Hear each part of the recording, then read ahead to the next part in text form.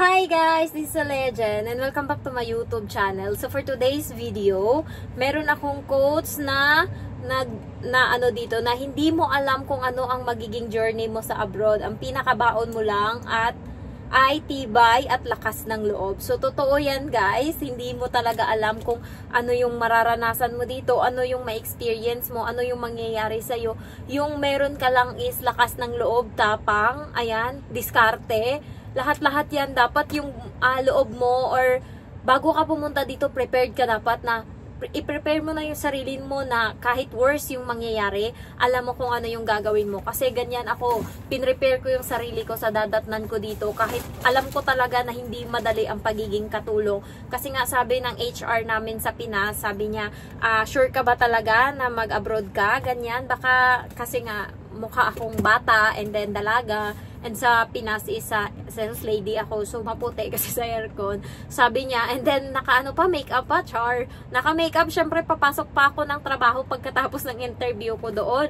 So, naka-makeup na para pagpasok, diretso time in. And then, ayan, assist na kaagad. So, sabi ngayon ng HR sa Pinas, sure ka ba talaga sa pinasok mo? Kaya, pwede ka pang umatras. Sabi niya, gano'n niya yung mga first-timer dyan na akala madali lang yung buhay doon sa abroad, na akala hayahay lang doon, pwede pa kayong umatras, huwag nyo na ituloy kasi pag nandun na kayo, hindi nyo alam kung ano mangyayari. Tapos ako tinitignan ng HR, ako kasi yung pinaparinggan sa isip-isip ko, kasi ako lang yung dalaga nung time na yon.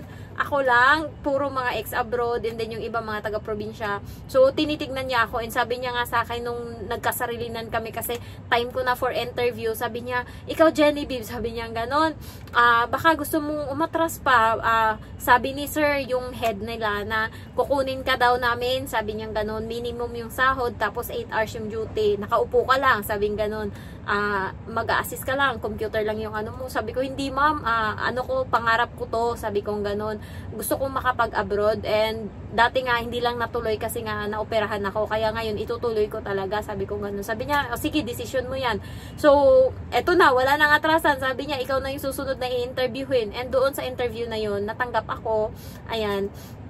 So, sabi nga, hindi madali talaga. Merong subscriber ako, ewan ko kung nanonood pa siya ngayon, pero kakapunta niya lang dito sa Hong Kong, 3 days pa lang siya. So, nung una, pagdating niya, enjoy pa siya, picture pa siya sa airport, ayan, sabi niya, picture muna, upload muna, bago daw mawala ng, ng free wifi, ganyan, ewan ko kung nanonood siya dito, si Ellie.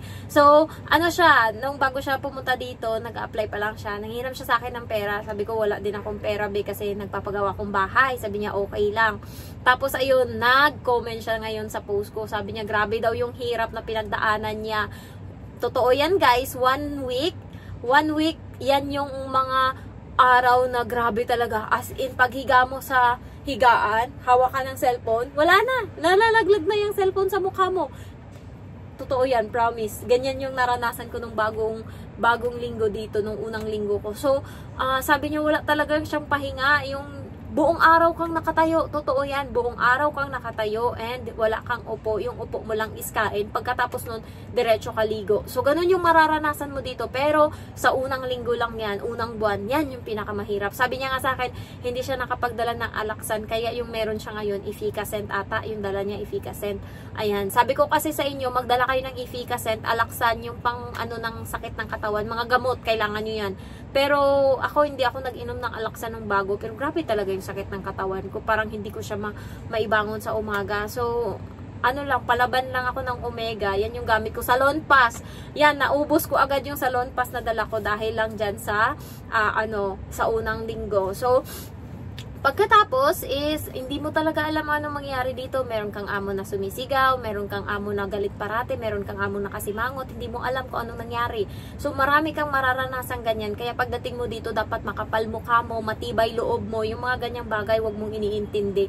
Pero sa una talaga guys, parang pag unang beses na mapagsabihan ka, parang sasama talaga yung loob mo, and parang sobrang laki na nang nagawa kong kasalanan dati nung nagkamali ako.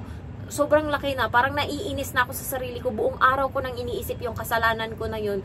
Pero ngayon, kahit makabasag ako dyan, ay sorry ma'am, nabasag ko, na-aksidente kong nabasag, ganun lang, wala na, makapal na yung mukha ko. Dati kapag may naririnig akong parang mali, dinidibdib ko. Ngayon hindi na. Wala na ako sa ganung sitwasyon. Ngayon makapal na mukha ko. Tamad na din ako. Totoo yan. Kaya tumaba ako. Sabi nga nung nakakilala sa akin, 2 months daw tumaba na ako. Totoo yan. Masikip na yung mga damit kong iba. Yung dating bago ako dito, tapos biglang pumayat ako ng malala. Suot-suot ko. Tapos ngayon hindi ko na masuot. Masikip na siya sa akin. Ayan. So, tumaba ako dahil hindi na ako masyadong nagtatrabaho. Diyos ko Lord, hindi na ako masyadong nagtatrabaho guys. Ano na siya, tamad na ako. Alam mo yung basta pag natapos ko na yung daily ko na trabaho, nagawa ko na yan lahat, nandun na ako agad sa kusina, may CCTV yan doon. Kaupo na ako doon, magdudut-dut ako, cellphone na yan, manunood. Natatapos ako minsan 11:30. So ngayon gigising sila, alauna na, hay ang buhay. Nandun lang ako pag ganon, doon pa cellphone. Sa taas ko lang yung CCTV. So wala namang problema yan kasi nga wala naman akong gagawin, maglupasay ako dyan. Pero pagkagising nila, yun, nandun na yung trabaho. Magluluto ako, maglalaro ako sa bata. Kung aalis yung amo kong babae, babantayan ko yung bata. So yung mga dito, mga trabaho dito is hindi siya yung araw-araw na pagod ka. Depende sa'yo kung paano may handle. Pero ngayong Monday, may pasok na uli yung bata. Pagod na uli ako nito. Mabigat na uli yung ulo ko nito kasi nga alas 5 na yung gising. So, kailangan ko nang matulog ng maaga. So, babaguhin ka ng abroad, kailangan mo dito maging matapang. Kasi wag kang, alam mo yon, kahit sabihin mo sa sarili mo na hindi ka pwedeng sigawan ng ibang tao, alam mo yung sa isip mo, ay, bawal akong masigawan, ganyan. Pero dito, mararanasan mo yan and kailangan accept mo na lang kahit na hindi mo kasalanan. Kasalanan mo na lang kahit na alam mong, pero minsan nagre-reason out ako and minsan sila yung nagsusorry kapag alam nilang mali sila. So, ganun yung ginagawa ko minsan pagka, tawag nito, alam ko talaga na hindi ko mali. Pero minsan nagpapaubaya na ako. Katulad nung nakaraan, sinabi niya sa akin magluto ako nung cabbage. Tapos biglang nung niluto ko na, na-shock na siya. Sabi niya, ba't tinluto mo yung cabbage? Di ba sabi ko choy-sam? Choy-sam daw. Bahala siya dyan kung maalala niya sa sarili niya kung ano yung sinabi niya sa akin. Pero ang alam ko talaga is cabbage yung pinaluto. Hindi ko na inintindi. Sabi ko, ay, sorry ma'am, nakalimutan ko. Hindi, akala ko ganun. Ganun na lang, sorry ka na lang guys ng sorry kahit hindi mo kasalanan. So, ganun yung ginagawa ko. And dapat dito makapal yung mukha mo. Ano ka ba? Hayaan mo yan dyan. Basta trabaho ka lang. Pagka yung bata is nag-i-stress, hayaan mo lang. Anuhin mo lang siya. Pero minsan, yun yung nakaka-stress talaga pag may bata ka na alaga na nananakit. Yun yung ayoko. Nung una, ganyan yung alaga ko. Tapos biglang nakahanap ako ng paraan paano patigilin yung pananakit niya. Takot nga siya sa tagihawa, sa pimple. Sabi ko siya, sige, manakit ka. Takot yan siya pag nagsabi akong, sige, ganyan. Ay, pag sinabi ko sa kanya, you drink this water, make it half. Ilalagay lang dyan sa gilid. Sige, Emma, don't drink it. Sige. Ay, takbo agad dyan, kukunin yung Basta yung word na sige, and then takot siya dyan. Basta pag nagano na ako, takot na siya dyan. Basta pag nagsabi akong sige, na yan siya agad. Kahit na Pilipino yan na word pero yun yung kinakatakutan niya sa lahat. Tsaka pag nagsalita ako ng Pilipino na minumura ko siya, sabi ko, putang inang bata to, sarap i-good. Pagka naggaganyan-ganon na ako, na yan siya, takot na yan siya. Hindi niya maintindihan yung sinasabi ko, pero sabi niya sa sarili niya, sabi niya sa akin, nagsasalita ka ng Pilipino kapag galit ka sa akin. Kaya, diretso na ako. Sunod na agad ako, sabi niya ganon. So, kailangan mo lang sa una is pasensya. Hanapin mo kung saan ka banda makakadiskarte na makontrol mo yung bata. Hanapin mo kung saan ka banda, madali lang yung buwan guys, madali lang. Parang nung kailan lang, August 1, ngayon, 17 na. Madali lang, sa sahod na naman tayo. So, yung motivation mo na lang is yung utang mo.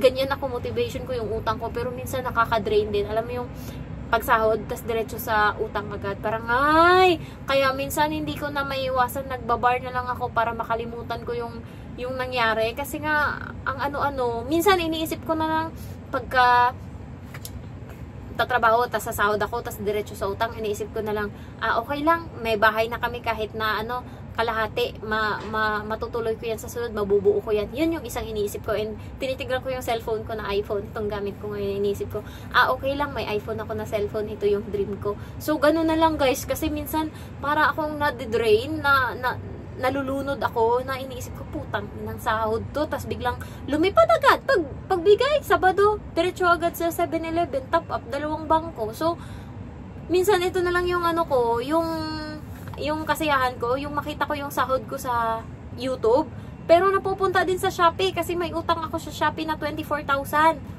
And then sa G-Loan, meron akong utang doon na 8,000. Sa Shopee uli, meron akong utang na mga materyales, yung mga grinder, ano pa yan, mga welding machine. So, binabayaran ko yan ng 800 every month.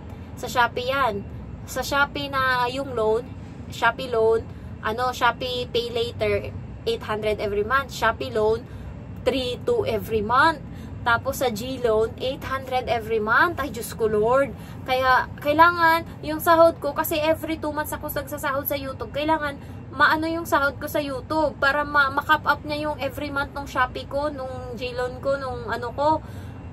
Doon lahat napupunta. Kaya, yung minsan nai-stress ako, tapos nakikita, ewan ko, yung mga subscriber ko, nakikita nyo akong nagbabar, parang yun na lang yung kasiyahan ko, kasi nga, parang, ay, nadidrain talaga ako. Kailangan ko ilabas. Kailangan kong makasayaw. Kasi yun yung nagpapawala sa ko. And, wala na tayong magagawa. Nandyan na yan eh. Wala na tayong magagawa. Kailangan nating hinto. Pero, binibilang ko, na lang, naka 5 months na ako sa isa.